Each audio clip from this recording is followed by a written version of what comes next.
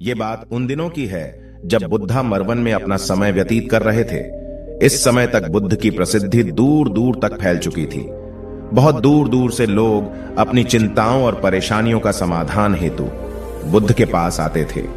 ऐसे ही एक दिन जब बुद्धा मरवन में अपने शिष्यों को प्रवचन दे रहे थे, तभी एक अधेड़ उम्र का व्यक्ति अपने नौजवान पुत्र को अपने साथ लिए बुद्ध की तरफ चला आ रहा था। जब यह प्रवचन स्थल के पास पहुंच गए तो बुद्ध ने एक नजर उन पर डाली और इशारे से बैठने के लिए कहा। जब प्रवचन समाप्त हो गए और सभी लोग वहां से चले गए तो बुद्ध ने उस व्यक्ति को अपने पास बुलाया और बैठने के लिए कहा। वहां चारों तरफ हरियाली छाई हुई थी। मौसम बहुत सुहाना था और तरह तरह के पक्षियों की आवाजें गूंज रही थी। ऐसा नजारा देखकर उस व्यक्ति को अंदर से असीम शांति महसूस हो रही थी। इसके बाद बुद्ध ने उस व्यक्ति से आने का कारण पूछा तो इस पर व्यक्ति ने कहा, तथागत, मैं 2 दिन की लंबी यात्रा करके अपने पुत्र को आपसे मिलवाने लाया हूं। ये मेरा इकलौता पुत्र है और ये हर समय थका थका रहता है। ऐसा लगता है जैसे इसके अंदर कोई जान ही ना हो। इसका स्वभाव भी काफी चिड़चिड़ासा हो गया है। अगर हम इससे कुछ भी कहते हैं तो यह हमारी छोटी छोटी बातों पर गुस्सा हो जाता है। इसके देखने की क्षमता भी उम्र से पहले ही कमजोर हो गई है और इसके बाल भी सफेद पड़ने लगे हैं। इतनी कम उम्र में इतनी बड़ी उम्र का लगना, मुझे तो कुछ समझ नहीं आ रहा है। तथागत, मैं अपने पुत्र के स्वास्थ्य को लेकर बहुत चिंतित हूं। जब मैं अपने पुत्र को वेद जी के पास लेकर गया तो उन्होंने कुछ औषधि दी और कहा, अपने पुत्र को तनाव कम लेने के लिए कहो। वो अपने दिमाग में बहुत अधिक तनाव लेता है, इसलिए उसकी ऐसी हालत हो गई है। लेकिन मैंने उसको बहुत समझाने के बाद भी तनाव का मतलब समझ नहीं आया। मुझे नहीं पता कि तनाव होता क्या है, यह किन कारणों से आता है और उसे कैसे अपने पुत्र के दिमाग से निकालूं। लेकिन मुझे सबसे पहले तो यह समझना है कि तनाव होता क्या है। इसीलिए तथागत मैं आपके पास आया हूं। कृपया आप मेरी समस्या का समाधान कीजिए। यह सुन बुद्ध उसके पुत्र को बड़े ध्यान से देखते हैं। उसके चेहरे को देखते हैं, उसकी आंखों को देखते हैं और फिर उसके हाथों की नब्ज को भी देखते हैं। यह सारी विधि करने के पश्चात बुद्ध उस व्यक्ति से कहते हैं कि तनाव लेना तो कोई नहीं चाहता, लेकिन फिर भी यह तनाव लोगों के दिमाग को दीमक की तरह पकड़ लेता है और व्यक्ति जान भी नहीं पाता है कि वह तनाव में जी रहा है।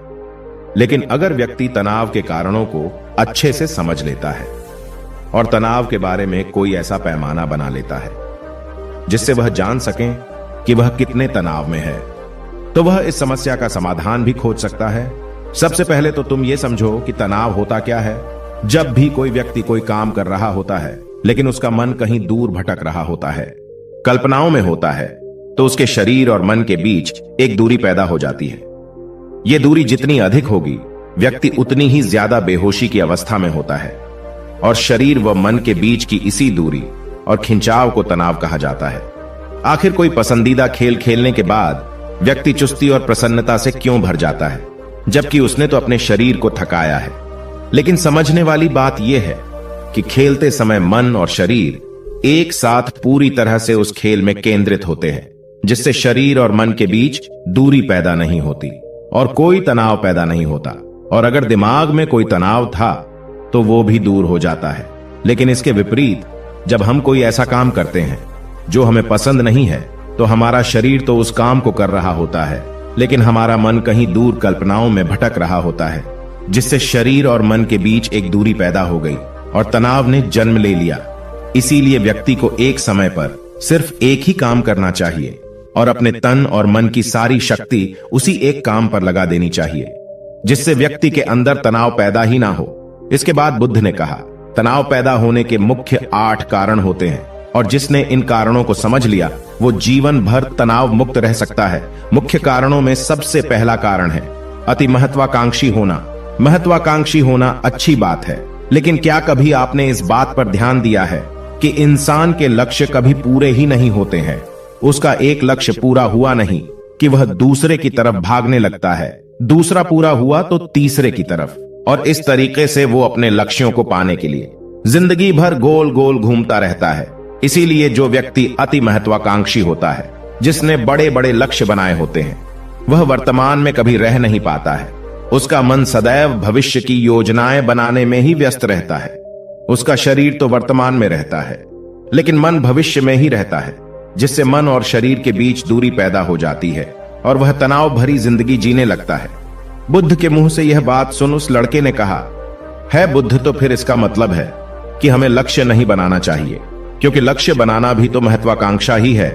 इस पर बुद्ध ने कहा, जीवन में लक्ष्य बनाना कोई गलत बात नहीं है, लेकिन समस्या तब उत्पन्न होती है जब वो अपना पूरा ध्यान उस लक्ष्य से मिलने वाले परिणाम पर ही लगा देते हैं और उसके परिणाम की चिंता करते रहते हैं।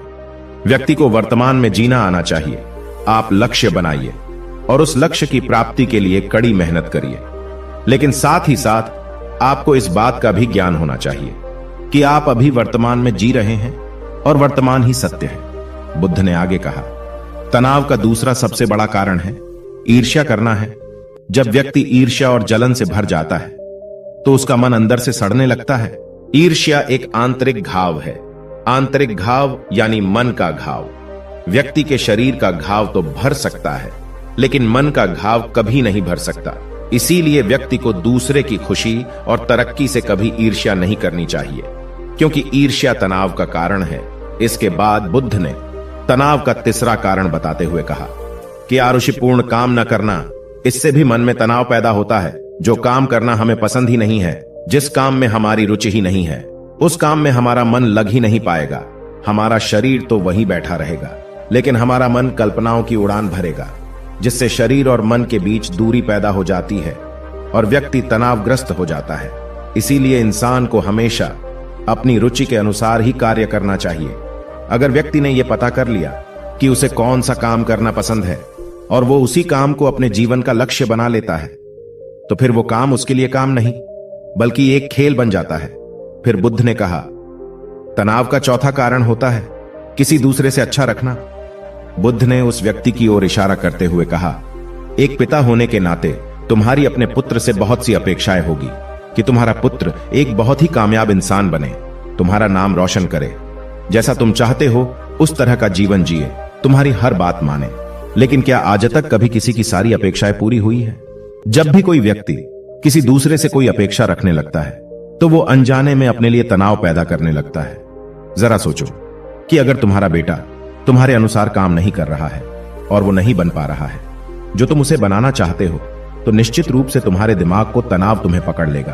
तुम तनाव से भरा जीवन जीना शुरू कर दोगे और इस तनाव के बस में आकर तुम ऐसा व्यवहार करोगे, ऐसी बातें करोगे कि तुम्हारा अपने पुत्र के साथ संबंध और भी खराब होता चला जाएगा। इसीलिए व्यक्ति को जितना हो सके उतनी कम अपेक्षाएं दूसरों से रखनी चाहिए, और अगर पूरी तरह से तनाव मुक्त रहना है तो दूसरों से अपेक्षा रखना ही बंद कर दो। इसके बाद बुद्ध ने कहा कि शारीरिक कष्ट भी इंसान के तनाव का एक कारण होता है।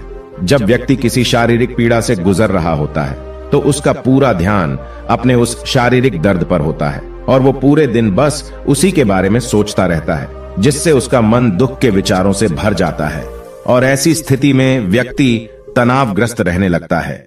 यह सुन उस व्यक्ति ने कहा कि हे बुद्ध, शारीरिक दुख तो किसी भी व्यक्ति को हो सकता है, तो फिर क्या हुआ? व्यक्ति जीवन भर तनाव में ही जिएगा? इसका जवाब देते हुए बुद्ध ने कहा कि इंसान को यह बात समझनी चाहिए कि हमारा जीवन दुखों का आधार है। जैसे जैसे हमारा जीवन आगे बढ़ता है, इसमें दुख आते हैं, बीमारियां आती है और फिर अंत में मृत्यु भी आती है। तो बीमारियां इंसान के जीवन का अभिन्न अंग है, कोई इनसे बच नहीं सकता। बस किसी किसी के जीवन में यह समय से पहले आ जाती है तो किसी के बाद में आती है। जब इंसान का मन इस बात को अच्छे से समझ लेगा तो फिर वह अपनी बीमारी के बारे में सोच सोच कर ज्यादा तनाव नहीं लेगा, क्योंकि यह हमारे जीवन का अभिन्न हिस्सा है और इसके लिए व्यक्ति को शारीरिक रूप से भी अभ्यास करते रहना चाहिए। अपने जीवन में व्यायाम और स्वस्थ जीवन शैली को भी जगह देनी चाहिए ताकि उसका शरीर लंबे समय तक निरोगी रहकर सही से काम कर सकें। तनाव का अगला कारण होता है अपनी योजनाओं को समझने के लिए समय न देना। कुछ लोगों के दिमाग में कोई विचार आया ही नहीं कि वो बिना सोचे समझे उस पर काम करना शुरू कर देते हैं, और जब उस काम में उन्हें असफलता मिलती है तो वह तनाव से भर जाते हैं, क्योंकि उन्होंने उस काम को शुरू करने से पहले उसके बारे में पूरी जानकारी इकट्ठा नहीं की थी। इंसान को कोई भी काम शुरू करने से पहले उसके अच्छे और बुरे परिणामों के बारे में ठीक से सोच विचार कर लेना चाहिए। इंसान को इस बारे में भी सोच लेना चाहिए कि अगर ये योजना सफल नहीं हुई तो फिर इसके बाद मैं क्या करूंगा? इसलिए व्यक्ति को अपनी योजनाओं को ठीक से समझने के लिए पूरा समय देना चाहिए, ताकि बाद में उस योजना की वजह से तनाव पैदा ना हो। तनाव का 7वां सबसे बड़ा कारण है टाल मटोल करना, आज के काम को कल पर टालना। आप लोगों ने यह कहावत तो सुनी होगी कि आलस्य इंसान के शरीर का सबसे बड़ा शत्रु है। इंसान आलस्य की वजह से आज के काम को कल के लिए टाल देता है और फिर काम को टालना उसकी आदत बन जाती है। काम को कल पर टालने वाले व्यक्ति का काम कभी भी समय पर पूरा नहीं हो पाता है, और अगर किसी तरह से पूरा हो भी जाता है तो वह उतना अच्छा नहीं हो पाता है जितना अच्छा उसे किया जा सकता था, और फिर यह बात व्यक्ति के अंदर तनाव पैदा करती है। लेकिन काम को टालना या काम को एकदम अंत समय पर करना एक आदत है, इसीलिए व्यक्ति ना चाहते हुए भी बार बार अपनी इस आदत का शिकार बन जाता है और काम को टालता रहता है। और फिर जब काम की समय सीमा पास आ जाती है तो वह तनाव से भरकर काम को पूरा करने का प्रयास करता है। इसीलिए तनाव मुक्त रहने के लिए व्यक्ति को काम को टालने की आदत छोड़नी पड़ेगी, और यह तभी संभव है जब व्यक्ति काम को समय से पहले खत्म करने का निश्चय करे। सबसे आखिरी और सबसे प्रमुख कारण जो तनाव का होता है वो है ज्यादा सोचना। लगातार सोचते रहना भी एक बीमारी है, और यह उस व्यक्ति में सबसे ज्यादा पाई जाती है जो सिर्फ कल्पनाएं करता है, जो अतीत की घटनाओं और भविष्य की बातों के बारे में सोचता रहता है, जो बेवजह के अनुमान लगाता रहता है। इसीलिए व्यक्ति को ज्यादा सोचने की आदत पर लगाम लगाना चाहिए। इसके लिए जितना हो सके खुद को काम में व्यस्त रखना चाहिए, और हर दिन ध्यान का अभ्यास करने को अपने जीवन का हिस्सा बना लेना चाहिए। बुद्ध के मुंह से यह सारी बातें सुनकर उस व्यक्ति ने हाथ जोड़कर कहा, बुद्ध, मेरा पुत्र तो अभी मात्र 20 वर्ष का ही है, और इसमें अभी इतनी समझ भी नहीं है कि यह आपकी बताई सारी बातों का एक साथ पालन कर सकें। आप कृपया करके तनाव मुक्त रहने का कोई आसान सा तरीका बता दें, जिससे मेरा बेटा उसका अनुसरण भी कर सके और तनाव मुक्त भी रह सके। उस व्यक्ति की यह प्रार्थना सुन बुद्ध ने कुछ सोचते हुए जवाब दिया, अगर तुम इतनी सारी बातों का पालन नहीं कर सकते हैं तो इसके लिए एक बहुत ही आसान विधि है। तुम एक बार मैं एक काम को करने पर ध्यान लगाओ। जो भी काम कर रहे हो उस समय पर सिर्फ उसी काम को करो, सिर्फ उस पर ही अपना पूरा ध्यान लगाओ। और अगर तुम्हारा मन इधर उधर भटक जाता है तो जैसे ही तुम्हें याद आए उसे वापस फिर उसी काम में लगा दो। यह सबसे आसान और अच्छा तरीका है तनाव मुक्त रहने का। जब तुम भोजन करो तो उस समय सिर्फ भोजन ही करो, उसके पूरे स्वाद का आनंद लो, उसका अनुभव करो। जब चलो तब अपना पूरा ध्यान सिर्फ चलने में ही लगा दो। इससे तुम्हारा मन और तुम्हारा शरीर दोनों एक जगह पर केंद्रित रहेंगे, दोनों के बीच दूरी पैदा नहीं होगी, जो कि तनाव का मुख्य कारण होती है। इसीलिए जहां तक संभव हो सके एक समय पर सिर्फ एक ही काम करने का प्रयास करें, वो भी पूरे ध्यान के साथ। दोस्तों, आशा करता हूं कि आपको इस कहानी से काफी कुछ सीखने को मिला होगा। धन्यवाद।